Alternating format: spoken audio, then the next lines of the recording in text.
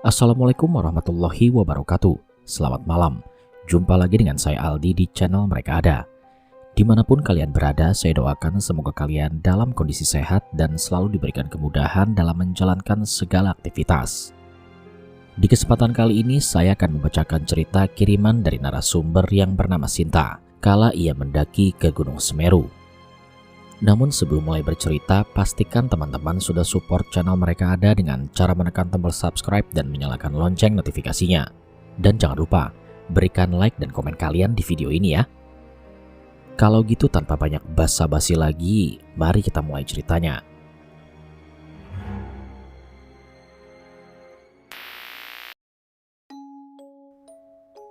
Cerita ini dikirimkan oleh narasumber yang bernama Sinta dari Solo, Jawa Tengah. Sinta ingin membagikan satu pengalaman berharganya yang sama sekali tidak bisa dia lupakan. Di saat belum tahu medan pendakian seperti apa. Sekalinya mendaki dan itu pengalaman pertamanya mendaki, tapi malah mendapatkan perlakuan kurang sopan dari kekasihnya. Lalu gara-gara hal itu, Sinta memutuskan untuk turun sendiri. Di tengah-tengah medan Gunung Semeru yang sama sekali tidak dia pahami, mengandalkan bismillah dan sedikit ingatan dalam pikirannya, Sinta benar-benar nekat turun seorang diri. Tapi Allah benar-benar baik. Allah memberikan pertolongan kepada Sinta dengan cara mempertemukan dia dengan seorang pendaki laki-laki. Di mana pendaki laki-laki inilah yang menyelamatkan Sinta turun sampai ke Ranukumbolo dengan selamat. Bahkan dia sempat bermalam dan menggelar tenda di pinggir danau nan cantik itu. Akan tetapi pendaki laki-laki itu tiba-tiba hilang entah kemana. Dan ternyata Sinta kala itu baru saja lulus dari bangku SMA. Dia sangat antusias menyambut fase baru dalam kehidupannya. Ada banyak sekali proyek yang sudah masuk ke dalam waiting listnya. Mulai dari nama-nama perusahaan tempat dia akan menaruh lamaran kerja. Lalu perkiraan berapa uang yang harus dia tabung setiap bulannya supaya dia bisa meneruskan ke jenjang perkuliahan. Sampai daftar list cicilan sepeda motor. Pokoknya ada banyak sekali dan semua itu wajar. Sebab suasana atau vibes kelulusan sekolah masih begitu membekas, membuat semangatnya masih membara. Di sisi lain, kedua sahabatnya yang bernama Nanda dan Isti mengajaknya untuk mendaki. Sedikit informasi, sebelum ada pendakian ke Gunung Semeru kala itu, Sinta sama sekali tidak memiliki pengalaman mendaki gunung manapun. Dia juga tidak memiliki perlengkapan pendaki dan benar-benar tumpul soal informasi pendakian.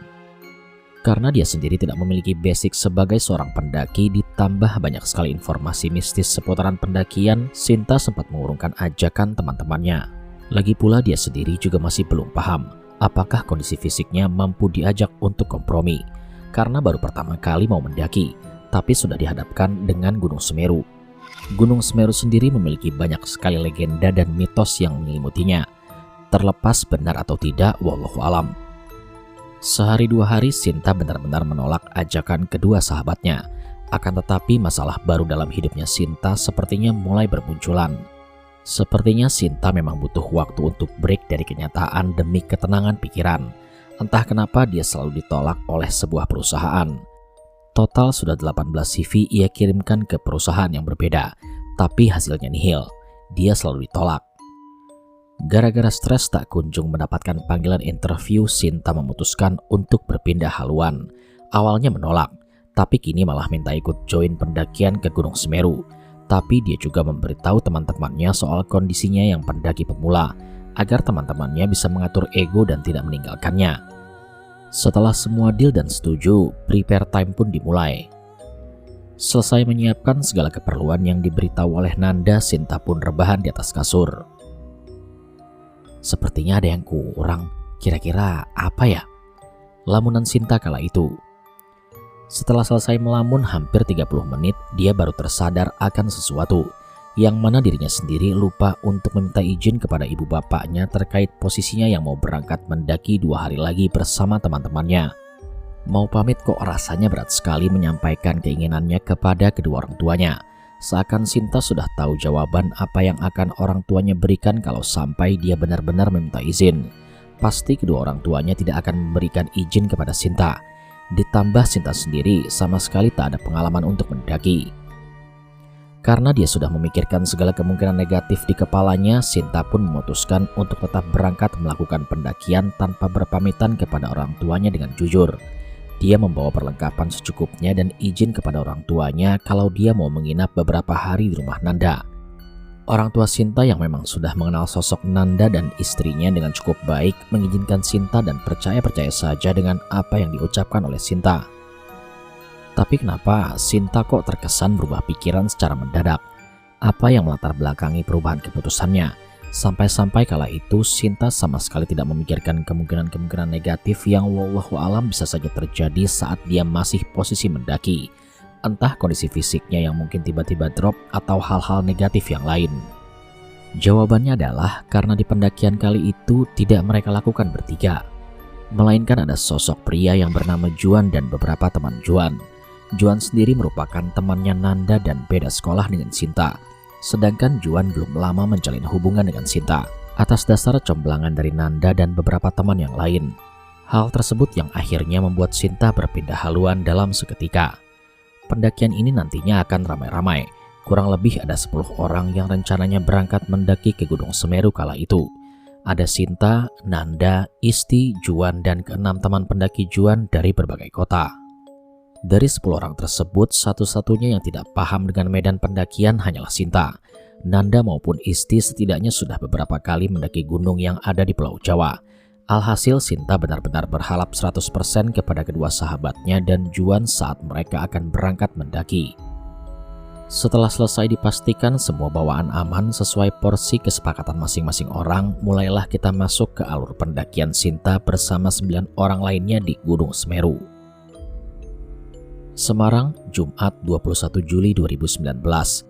Sinta dan ke-8 orang lainnya memulai melakukan perjalanan pendakian dari Semarang ke Gunung Semeru. Mereka rencananya akan mendaki Gunung Semeru via Ranupani. Spot tujuan mereka selain puncak adalah Danau Ranukumbolo.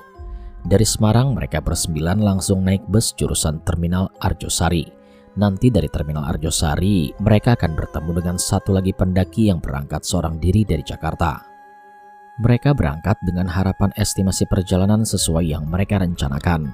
Start dari Semarang sekitar pukul 6 pagi. Ternyata perjalanan mereka kala itu cukup macet dan bisnya sempat berhenti sedikit lama di beberapa terminal.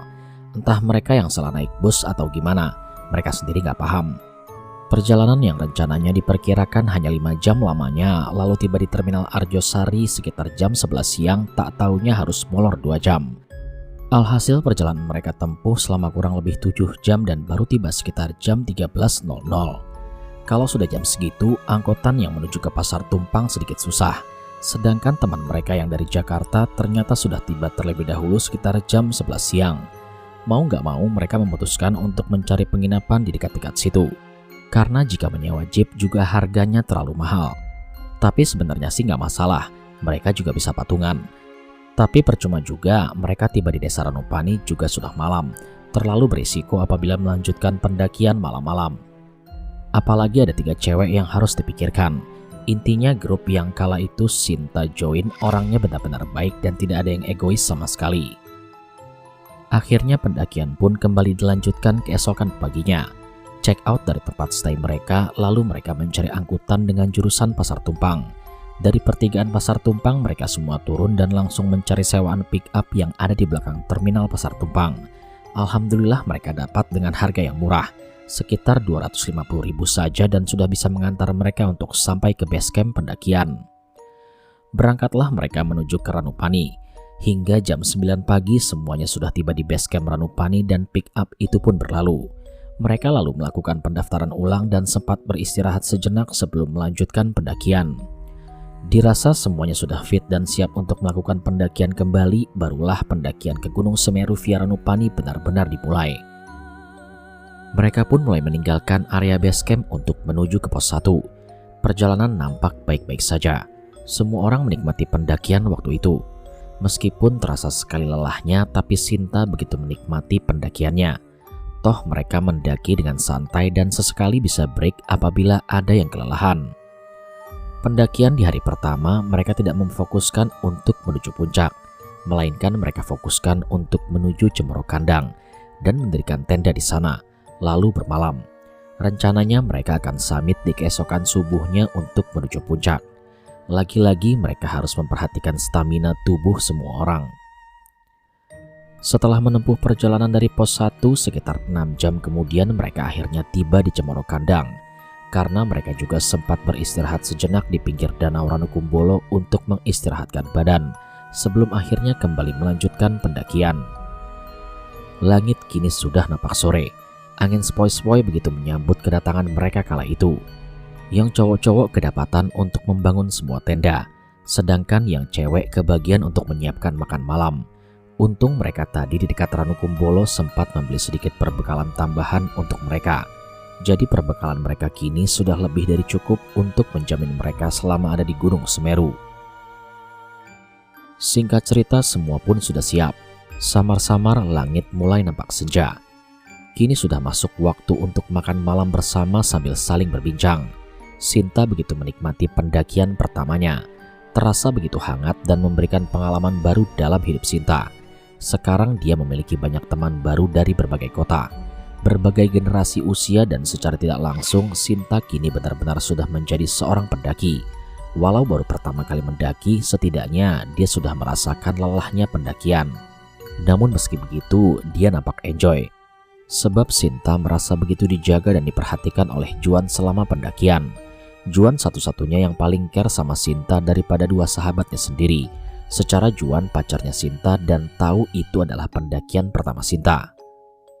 Selesai makan-makan, mereka lalu nongkrong di dekat api unggun. Semua begitu menikmati agenda kala itu seolah mereka sudah lupa dengan lelahnya perjalanan. Sekitar jam 9 malam semua orang memutuskan untuk masuk ke dalam tenda masing-masing. Karena besok mereka harus summit sampai di puncak sekitar jam 4 subuh. Supaya sebelum jam 9 pagi mereka sudah bisa meninggalkan area puncak. Namun sebelum tidur mendadak Sinta kebelet buang air kecil. Disinilah awal mula Sinta jengkel dengan kedua sahabatnya Nanda dan Isti. Karena respon mereka berdua saat diminta Sinta untuk menemaninya buang air kecil malah marah-marah dan malah sedikit berbicara sambil membentak. Benar-benar terlihat sifat asli kedua sahabatnya itu.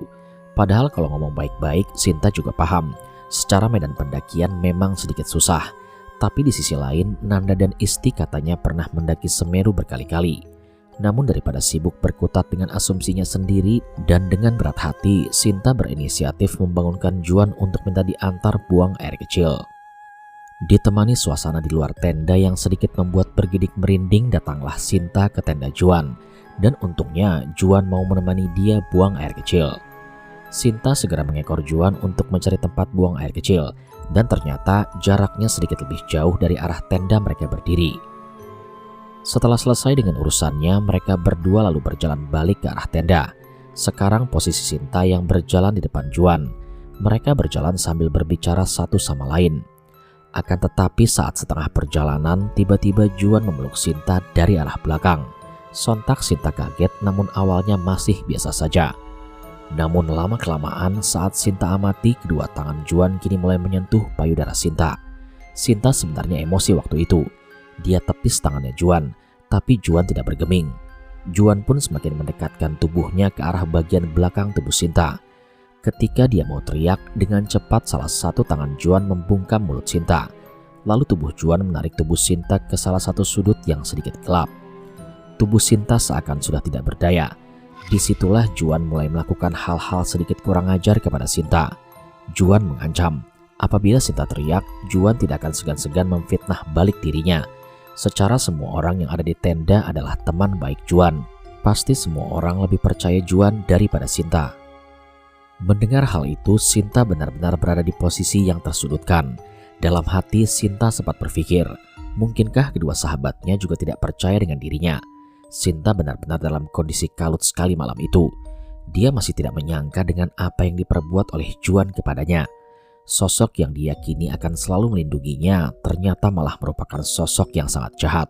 Namun penyesalan memang datangnya di akhir. Spontan terbersit penyesalan dalam hati Sinta. Menyesal karena tidak meminta izin kepada kedua orang tuanya terlebih dahulu. Akibatnya kini dia sampai diperlakukan seperti ini. Sekitar hampir 20 menitan, Juan akhirnya selesai dengan nafsu biadabnya. Penampilan Sinta sudah benar-benar kacau sekali malam itu. Sinta pun ditinggalkan begitu saja oleh Juan. Alhasil dia berjalan sendiri sampai ke dalam tenda.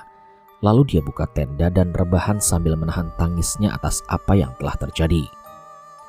Di tengah-tengah dia mencoba untuk memejamkan mata, Sinta mendengar Nanda membangunkan Isti untuk minta ditemani buang air kecil. Isti terdengar menyanggupi dan mereka berdua pergi meninggalkan tenda. Mendengar hal itu Sinta sakit hati. Pasalnya saat tadi Sinta meminta ditemani malah dimarahi. Dengan apa yang sudah dia alami, Sinta memutuskan untuk tidak menceritakan tentang apa yang dia alami malam ini. Dia takut malah mendapatkan cibiran atau bisa jadi kemungkinan terburuk yang lain. Sinta pun berusaha berdamai dengan diri sendiri dan mencoba untuk memejamkan mata. Hingga akhirnya dia pun ketiduran. Keesokan subuhnya dia dibangunkan oleh Nanda dan Isti. Karena memang niat mereka mau summit ke puncak. Tapi Sinta memilih untuk tidak ikut dan mengeluh badannya sedikit demam. Namun seperti tak ada yang peduli dengan kondisi Sinta karena semua orang hanya menjawab, "Ya udah, kamu istirahat aja di tenda. Kita tinggal dulu ya ke puncak." Begitu pula dengan Juan. Dia nampak biasa saja dan hanya memandang sekilas ke arah Sinta lalu dia mulai berlalu. Perasaan Sinta waktu itu benar-benar hancur. Serasa hidupnya kini sudah diselimuti dengan banyak sekali rasa kecewa dan trauma. Setelah beberapa saat, suara langkah kaki ke-9 temannya itu sudah tidak lagi terdengar oleh Sinta. Namun entah kenapa, dia memiliki keinginan besar untuk turun saja subuh itu. Meski seorang diri, setidaknya berbekal senter yang dia bawa karena sedikit banyaknya dia masih hafal dengan jalur-jalur pendakian kemarin. Rasanya dia ingin cepat pulang dan memeluk ibunya sambil menangis sekuat tenaga. Akhirnya dia mulai mengemasi semua barang bawaannya dan menyiapkan dirinya sendiri. Sebelum turun dia juga sempatkan sarapan dengan roti yang memang dia bawa. Baru setelah itu dia benar-benar turun seorang diri. Tak pernah terlintas dalam pikiran Sinta bahwa kini dia benar-benar sedang solo hiking. Modal bismillah dan insya Allah selamat, dia nekat turun dan menghindari dari orang-orang itu karena merasa dibuat kecewa oleh sikap teman-temannya. Namun baru sekitar 10 menitan jalan, alhamdulillah masih baik-baik saja dan harapannya terus baik-baik saja. Tapi tak lama, dia melihat ada seorang pendaki laki-laki yang sepertinya juga sedang solo hiking. Posisinya memakai jaket warna biru tua dan celana levis berwarna biru muda. Rambutnya cepak dan orang itu tidak membawa perlengkapan apapun. Di pikiran Sinta bisa jadi orang ini sedang summit dan sudah menggelar tenda di Ranukumpolo. Makanya dia naik sampai ke puncak dengan hanya membawa barang-barang yang penting-penting saja. Paling juga nanti hanya sebatas tegur sapa aja, batin Sinta kala itu. Dan benar saja, pendaki laki-laki itu hanya menegur sapa ke arah Sinta. Sinta pun begitu, membalas dengan senyuman. Namun saat dia ingin melanjutkan perjalanan turunnya, tiba-tiba pendaki tadi memanggil Sinta dari arah belakang. Lalu pendaki itu tiba-tiba turun lagi dan menghampiri Sinta. Pendaki itu kemudian bertanya kepada Sinta mau kemana subuh-subuh begini. Kemudian Sinta pun menjelaskan maksud dan tujuannya. Pendaki ini dengan sangat baik menawarkan diri untuk mengantar Sinta turun sampai Ranukumpolo. Katanya nanti di sana Sinta bisa pakai tendanya. Cuma memang belum sempat digelar karena katanya pendaki ini langsung summit. Sinta pun senang mendengar hal itu. Ternyata masih ada orang baik di gunung. Akhirnya mereka saling berkenalan dan laki-laki itu menyebutkan namanya adalah Hanafi dan panggil saja Amang. Dengan senang hati Sinta menerima tawaran tersebut. Secara dia sendiri juga takut untuk turun sendirian. Akan tetapi dia masih sedikit trauma dengan cowok perkara sikap Juan tadi malam. Di sepanjang perjalanan turun, Mas Amang begitu baik. Dia menawarkan untuk istirahat sejenak kalau memang lelah dan jangan memaksakan diri. Mereka juga terlelap dalam diskusi yang sangat asik. Di tengah perjalanan mereka juga sempat bertemu dengan para pendaki yang lain. Namun anehnya, bagi Sinta kala itu para pendaki yang berpapasan dengan dia entah kenapa seperti hanya menyapa dirinya saja. "Mari Mbak." Dan tak ada menyebutkan kata "Mari Mas." Seolah-olah Mas Amang ini tidak dianggap keberadaannya. Tapi kata Mas Amang, "Udah, gak apa-apa Mbak. Mungkin mereka segan mau menegur saya," ucap Mas Amang sambil tertawa kecil. Sosok figur Mas Amang yang baik dan ramah begitu membekas di ingatan Sinta sampai sekarang. Caranya menjaga Sinta dan menemani Sinta sampai Ranukumpolo benar-benar membuat Sinta merasa nyaman dan seperti dilindungi. Tak terasa kini mereka sudah tiba di Ranukumpolo. Terlihat ada beberapa tenda yang sudah tergelar rapi di pinggiran danau tersebut. Akan tetapi tidak ada orang di dalamnya. Kemungkinan tenda-tenda ini milik beberapa rombongan pendaki yang sempat berpapasan dengan Sinta tadi. Setelah sampai di Ranukumbolo, Mas Amang lalu berjalan ke sebuah sudut dan terlihat mengambil tasnya. Sehabis itu dia berjalan kembali ke arah Sinta. Dan di situ Mas Amang pun bilang, "Bantu saya gelar tenda ya Mbak, biar mbaknya juga bisa istirahat. Tenang aja, saya bukan orang jahat kok Mbak." Sinta pun menyanggupi dan mereka mulai saling tolong-menolong mendirikan tenda. Di situ Sinta seperti memiliki rasa percaya begitu saja dengan Mas Amang. Sinta yakin bahwa Mas Amang memang orang baik. Tapi semakin lama Sinta semakin amati wajahnya Mas Amang, dia baru menyadari kalau wajah Mas Amang ini nampak pucat sekali. Sinta pun kemudian bertanya, "Mas Amang sakit?" Tapi sosok Mas Amang hanya menggeleng sambil tersenyum. Dan sehabis itu melanjutkan kembali kerjaannya. Sinta pun juga kembali dengan tugasnya. "Nanti habis dirikan tenda saya buatin teh ya Mas. Alhamdulillah saya bawa gula sama teh di tas," ucap Sinta pada Mas Amang. "Iya Mbak, gampang. Yang penting Mbak istirahat dulu di sini semalaman. Sayang sekali kalau harus melewatkan momen ngecamp di Ranukumbolo Mbak. Besok baru turun sama saya ke base camp," jawab Mas Amang. Mendengar hal itu Sinta sangat senang karena dia merasa benar-benar diperhatikan. Dan sebagai seorang perempuan hal itu sangat manusiawi. Lambat laun Sinta pun mulai mengagumi sosok Mas Amang yang sangat-sangat menjaga perempuan. Setelah selesai menggelar tenda untuk Sinta, mereka sempatkan ngeteh-ngeteh sejenak. Setelahnya Mas Amang pamit balik ke puncak sebentar. Nanti kalau urusannya di puncak sudah selesai, katanya dia akan kembali. Mas Amang juga meminta kepada Sinta untuk menunggunya di dalam tenda saja sambil istirahat. Dan tak lama kemudian Mas Amang berlalu dan Sinta masih asik di depan tenda seorang diri. Sekitar jam 8 pagi, Sinta barulah masuk ke dalam tenda untuk istirahat sejenak sambil menunggu Mas Amang pulang. Namun baru saja mungkin 30 menitan memejamkan mata, ada yang membangunkannya dari tidur. Saat Sinta membuka mata, cahaya matahari menyilaukan pandangan Sinta. Padahal dia ingat, tadi dia ada di dalam tenda. Akhirnya dia pertajam pandangannya dan mendapati ada beberapa orang dari rombongan pendaki yang tadi sempat berpapasan dengan Sinta. Waktu Sinta bertanya ada apa, mereka malah balik bertanya, "Mbak ngapain tiduran di atas rumput begini?" Sinta yang mendengar hal itu kaget dan dia baru menyadari kalau tenda yang tadi pagi dia gelar dengan Mas Amang sudah tidak ada. Lalu di mana sekarang tenda itu? Sinta kebingungan melihatnya, antara percaya nggak percaya, tapi dia sudah dalam posisi sadar, tidak mimpi dan juga tidak halu. Dia benar-benar tiduran di atas rumput. Sinta masih mencari keberadaan tenda yang sudah tidak ada. Tas Mas Amang juga sudah tidak ada dan hanya ada tasnya Sinta saja. Karena tak mau dianggap stres oleh orang-orang ini, Sinta pun akhirnya menjelaskan semua kronologi sebenarnya dari awal. Dan rombongan pendaki ini yang mendengar cerita Sinta pun sontak kaget dan merasa tidak percaya. Mereka bertanya apakah Sinta sebelumnya tidak tahu cerita-cerita tentang di gunung. Dan akhirnya Sinta pun menjelaskan apa adanya, kalau dia bukanlah seorang pendaki dan ini pendakian pertamanya. Dia juga tidak pernah mendengar cerita apa-apa tentang gunung. Karena sebelumnya tak ada ketertarikan tentang gunung, jadi dia tidak pernah cari-cari info seputaran gunung. Setelah Sinta menjelaskan, barulah salah satu dari rombongan tersebut memberitahu Sinta bahwa kemungkinan sosok Mas Amang yang menemani Sinta tadi merupakan arwah dari mendiang almarhum Mas Hanafi.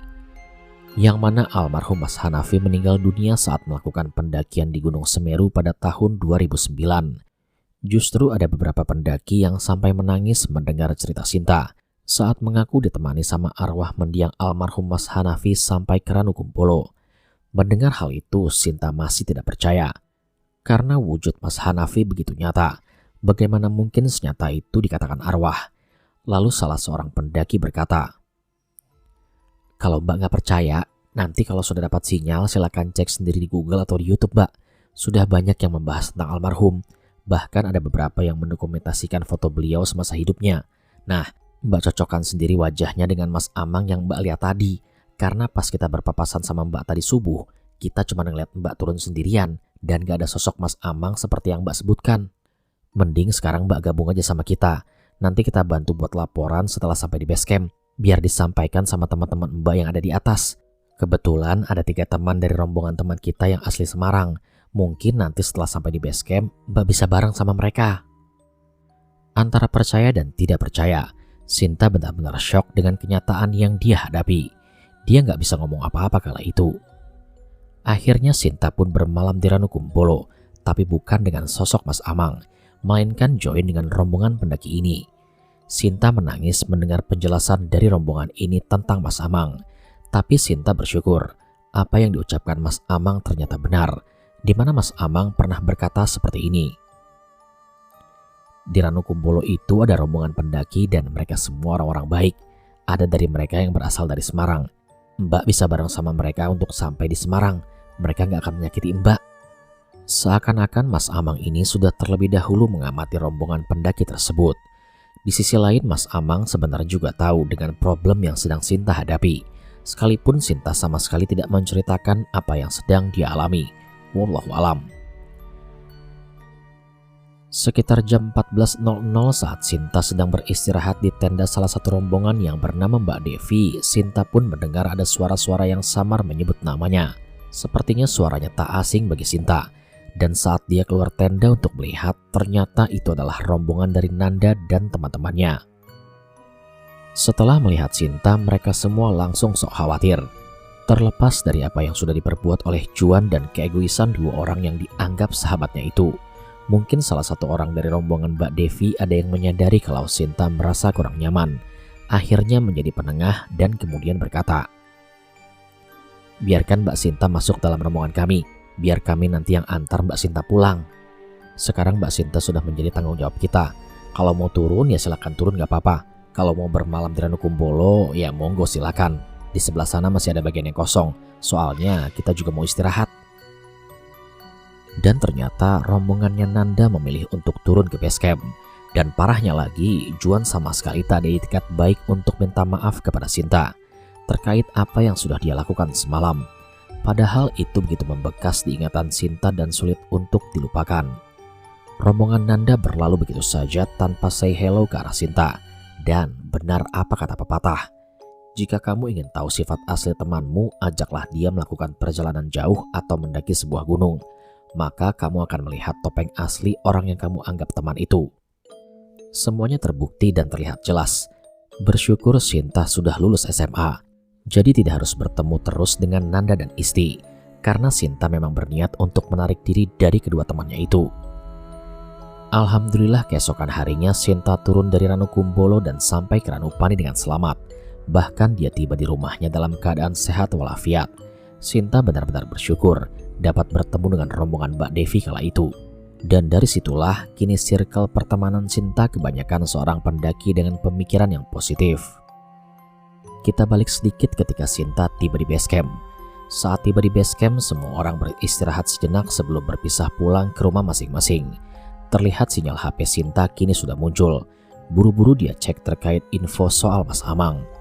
Dan betapa kagetnya Sinta saat itu, bahwa apa yang diucapkan rombongan Mbak Devi benar adanya. Bahwa Mas Amang memang sudah lama berpulang ketika sedang melakukan pendakian ke Gunung Semeru bersama kedua sahabatnya. Sinta sontak sedih mendengar video YouTube yang mengisahkan pendakian terakhir Mas Amang di Gunung Semeru. Di sudut pandang Sinta tentang sosok Mas Amang yang ia temui, Mas Amang adalah sosok teman atau sahabat yang sangat baik sekali. Dia sama sekali tidak bersikap egois ketika ada temannya yang membutuhkan pertolongan.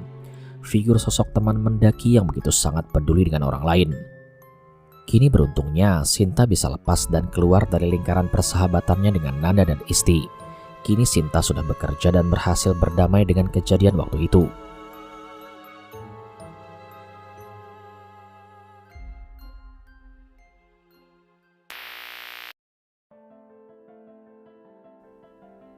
Sekian cerita pada kesempatan kali ini. Cerita yang sangat mengharukan dan memang sulit untuk dicerna dengan logika.